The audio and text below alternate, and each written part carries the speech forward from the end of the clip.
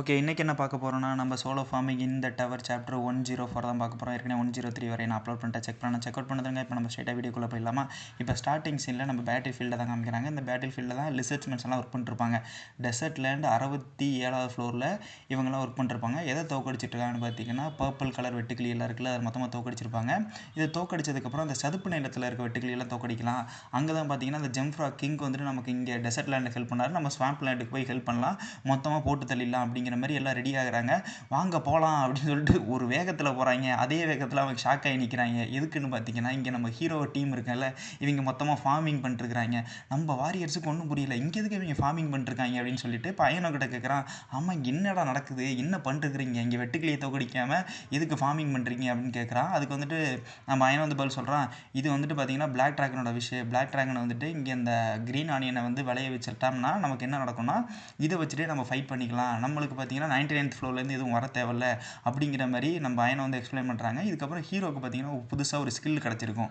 இந்த ஸ்கில் வந்து என்ன பண்ணணும்னு பார்த்தீங்கன்னா மெயினாக இந்த இது இருக்கும்ல, எப்படி சொல்கிறது, இந்த விதைகள்லாம் நடுவாங்களோ ஒரு இடத்துல, அந்த நடுற இடத்த இது வந்து பர்ஃபெக்டாக கொடுத்துரும். இப்போ க்ரீன் ஆனியன் நடணும் அப்படின்னு சொன்னீங்கன்னா அந்த க்ரீன் ஆனியன் நடக்கூடிய அந்த ஸ்பேஸ் இருக்குல்ல, அந்த ஸ்பேஸை வந்து அக்யூரேட்டாக காட்டி கொடுத்துரும். ஸோ இதை வச்சுட்டு இந்த இடத்துல நீங்கள் நட்டிங்கன்னா இது நல்லா ஸ்பீடாக வளரும் அப்படிங்கிற மாதிரி ஒரு ஸ்கில் கிடச்சிருக்கு. ஸோ அந்த ஸ்கில்லை வச்சுட்டு நம்ம ஹீரோ நல்லா பண்ணிட்டுருக்கான். இதுக்கப்புறம் பூனைக்கு இதை வந்து எக்ஸ்பிளைன் பண்ணிட்டுருக்கான். இதுக்கப்புறம் பார்த்தீங்கன்னா நம்ம வாரியர்ஸ் எல்லாம் சேர்ந்துட்டு ஹெல்ப் பண்ணுறாங்க இந்த ஃபார்மிங்க்கு. இது இருந்தால் தான் பார்த்தீங்கன்னா நம்ம இந்த சிகப்பு கலர் வெட்டுக்கிளி வந்து மாறிச்சில்ல பர்பிள் கலர் வெட்டுக்கிளியா, அதை வந்து ஈஸியாக கொல்ல முடியும் அப்படிங்கிற மாதிரி ஒரு தியரியில் இவங்க ஜாலியாக பண்ணிட்டுருக்காங்க. இதுக்கப்புறம் பார்த்தீங்கன்னா ஹீரோக்கு வந்து ஒரு கொஸ்ட் வருது. இந்த கொஸ்ட்டில் பார்த்தீங்கன்னா இங்கே நிறையா வந்துட்டு இந்த ஜெம் ஃப்ராக் தான் வந்து நிறைய செத்து இருக்கும் இந்த ஸ்வாம்ப் லேண்டில். ஓகேவா, எதனாலன்னு பார்த்தீங்கன்னா இந்த பர்பிள் கலர் வெட்டுக்கிளினால இதை வந்து நீங்கள் ப்ரொடெக்ட் பண்ணணும், எப்படியாவது பார்த்தீங்கன்னா இந்த ஜெம் ஃப்ராக்லாம் அழியாமல் நீங்கள் பார்த்துக்கோங்க அப்படிங்கிற மாதிரி ஒரு கொஸ்ட் வந்து வருது. இதுக்கப்புறம் பார்த்தீங்கன்னா எல்லாம் வானத்தை நோக்கி பார்க்குறாங்க. பார்த்ததுக்கப்புறம் தான் தெரியுது நிறைய பர்பிள்கள் வெட்டுக்கிளி வந்துட்டு மறுபடியும் வந்து ஆக்குபை பண்ண வந்துகிட்டு இருக்குது, நிறைய ஜெம்ஃப்ராகை கொல்றதுக்கு வந்துகிட்டு இருக்குது. ஸோ இப்போ ஹீரோ வந்து எல்லாரும் அலர்ட் பண்ணுறான், எல்லாருமே தயாராக இருக்கிறாங்க. என்ன தெரியுமா அலர்ட் பண்ணுறான், இந்த மாதிரி பிளேடு ஆனியன்லாம் கையில் எடுத்துக்கோங்க, நார்மல் ஆனியன்லாம் வாயில் சாப்பிட்டுக்கோங்க, ஒன்று போட்டு தள்ளுங்கடா அப்படின்னு சொல்கிறாங்க. இப்போ எல்லாருமே வந்து ஆக்டிவாக வந்துட்டு எல்லாத்தையும் போட்டு தள்ள ஆரம்பிக்கிறாங்க. மேஜர்ஸ் தான் இதில் மெயின் பார்ட்டே, அவங்க தான் பார்த்தீங்கன்னா நிறைய கொள்கிறாங்க. நம்ம ஹீரோ டீமும் சூப்பராக தான் கொண்டுருக்காங்க. இதுக்கப்புறம் பூனை என்ன தெரியுமா பண்ணுறான், நம்ம கிங் ஆஃப் ராக் வந்துட்டு அப்படியே எழுப்பி விட்றாப்புல, அவர் மறுபடியும் பெருசாகிடுறாப்புல. பெருசாகிட்டு ஒரு அடி தான், சும்மா 10,000 அந்த பர்பிள் கலர் வெட்டுக்கிளி அசால்ட்டாக கொண்டுறாரு. எல்லாருமே ஷாக்காராங்க. ஹீரோ இப்போ தான் முறையாக பார்க்குறான் இந்த கிங் அட்டாக் எப்படி பண்ணுவார்னு சொல்லிட்டு. அவர் அட்டாக் பண்ணல, லிட்ரலி பார்த்தீங்கன்னா அவர் கொலை பண்ணி அப்படியே சாப்பிட்டுட்டு இருக்காரு. மற்றவங்களும் அதே தான் பண்ணிருக்காங்க. இந்த இடத்துல நம்ம லிசர்ட்ஸ்மென்ட்ஸ் சும்மா இல்லை, நிறைய பேர் கொண்டுருக்காங்க. அந்த இடத்துல லிசர்ட்ஸ் வந்து நோட் பண்ணுறான், இது பர்பிள் கலர்லேருந்து பார்த்தீங்கன்னா ரெட் கலராக மாறுது. இது வந்து டி எவால்வ் ஆகுது. அதாவது எவால்வ்னு பார்த்தீங்கன்னா அப்கிரேட் ஆகுறது. அந்த வெட்டுக்கிளி வந்து அப்கிரேட் ஆகும். டி எவால்வ் மீன்ஸ் டிகிரேட் ஆகுறது. அப்படியே கொஞ்சம் கொஞ்சமாக கம்மியாகிட்டு வருதுன்னு அர்த்தம். அதோட லெவலும் அதோடைய அந்த வெட்டுக்கிளியோட எண்ணிக்கைகள்னு சொல்லுவாங்கள்ல, அதுவும் பார்த்தீங்கன்னா கொஞ்சம் கொஞ்சமாக குறைஞ்சிக்கிட்டே வருது. ஹீரோ சந்தோஷப்பட்டுட்டு இருக்கான். டே எல்லாரையும் போட்டு தள்ளுங்கடா, இதேமாரி கொண்டுக்கிட்டு இருந்தாலே போதும், நம்ம ஈஸியாக அதை வந்து மொத்தமாக அழிச்சிடலாம் அப்படிங்கிற மாதிரி எல்லாம் ஒரு திட்டத்தோடு போயிட்டு இருக்காங்க. இப்போ எல்லாருமே நிறைய பேர் வந்துட்டு அதை கலெக்ட் பண்ணி நிறைய பேர் சாப்பிட்டாங்க, நிறைய பேர் கலெக்ட் பண்ணிட்டுருக்காங்க.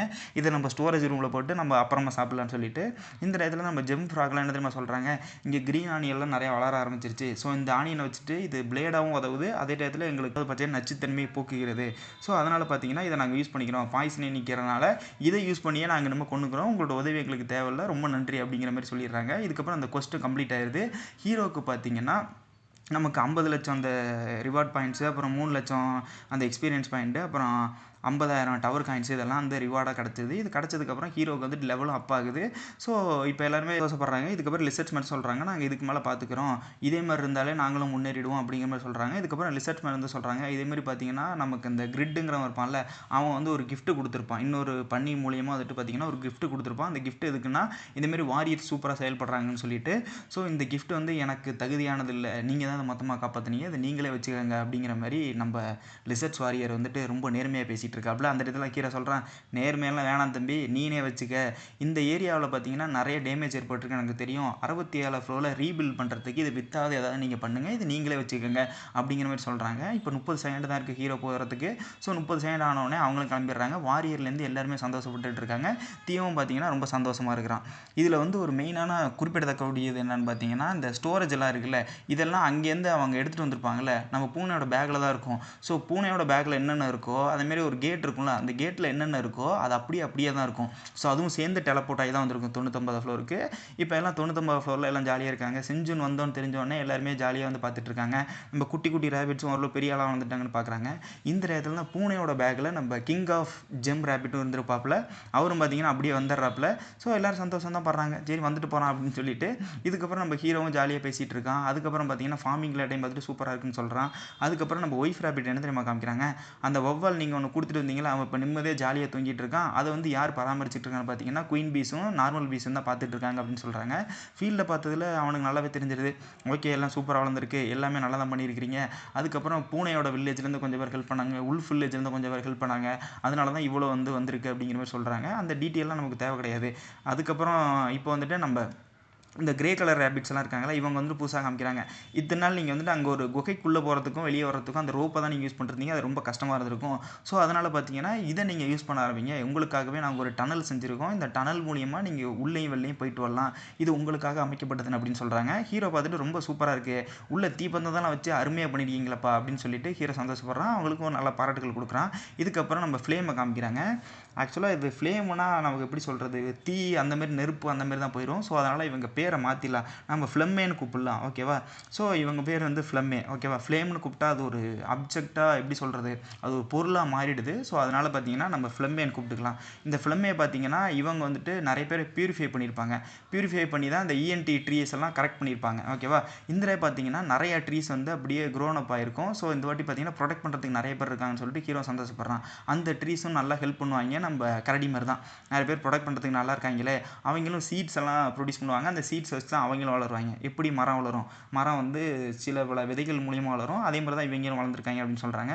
இதுக்கப்புறம் பிளாக் ட்ராகன்கிட்ட போகிறாங்க. பிளாக் ட்ராகன் வந்துட்டு கேட்குறான், சரி நீ நல்லபடியாக வந்தது சந்தோஷம் தான், நான் உனக்கு கிஃப்ட் வச்சுருக்கேன்.